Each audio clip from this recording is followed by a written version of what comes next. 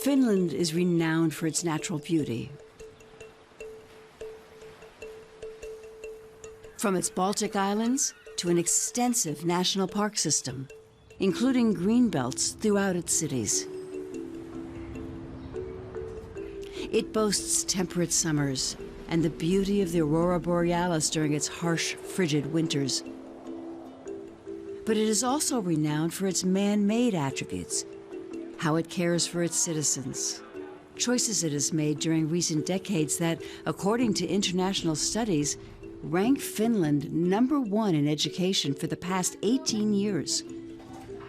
#6 in prenatal and maternal care, and #1 in governmental transparency. We like to see ourselves as a highly developed, high-tech oriented, open democracy. It is in the top 10 for business startups and its business environment. It is not the wealthiest nation by far, and yet it tops the polls in so many critical areas. The result? For the past 5 years, Finland has been ranked the happiest country on earth. We set out to find out why and see if Finland's success could be transferred to other countries and cultures. I think these happiness studies, they don't really measure whether you laugh all the time or if you dance all the time or if you're like super cheerful. They really measure whether you feel like you have some measure of control over your life, whether you feel like perhaps your children can do better than you can, whether you feel like you have a good quality of life. I think that's what they really measure.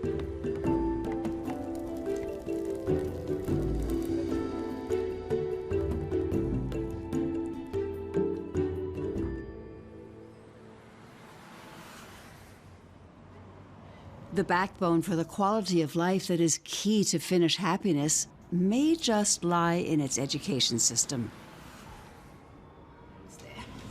Right. Good listening, Magdalena.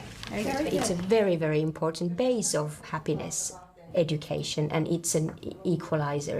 In Helsinki, we have a strategy now that all schools are good. So we aim to that. Everything from preschool through university is free, and in a way more relaxed in that they are not focused on or reliant on timelines and national testing.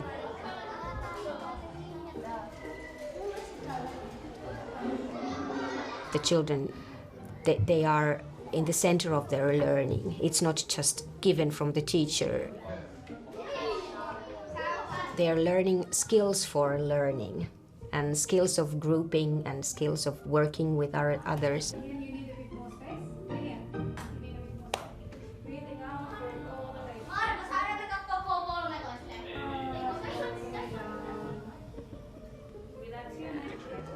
So we're doing yoga in the class because I want the children to be able to focus, but also sort of to lose any anxiety that they might have when it comes to being in school.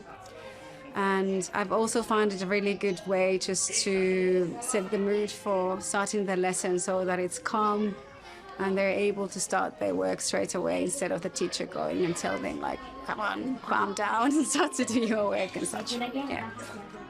You do not need to write them down, you need to find information. Is that clear for Lily's group? Is that clear for Lily's group? Yes, you may go, okay? So where would you go and look? I have a computer. That's it. You look on the computer. Okay.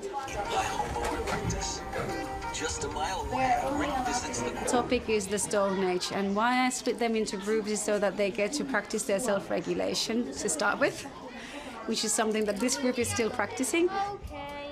To take responsibility over their own studies, so that the teacher is not telling them what to do, but they have to look at the instructions and work by themselves. And also to practice different roles working in a group.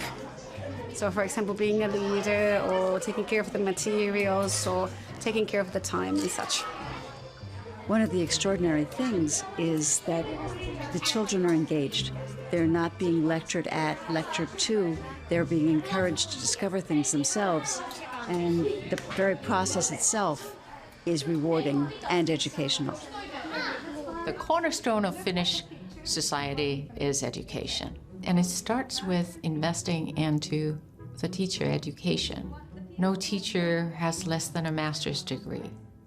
So they are experts in the role that they play in this society.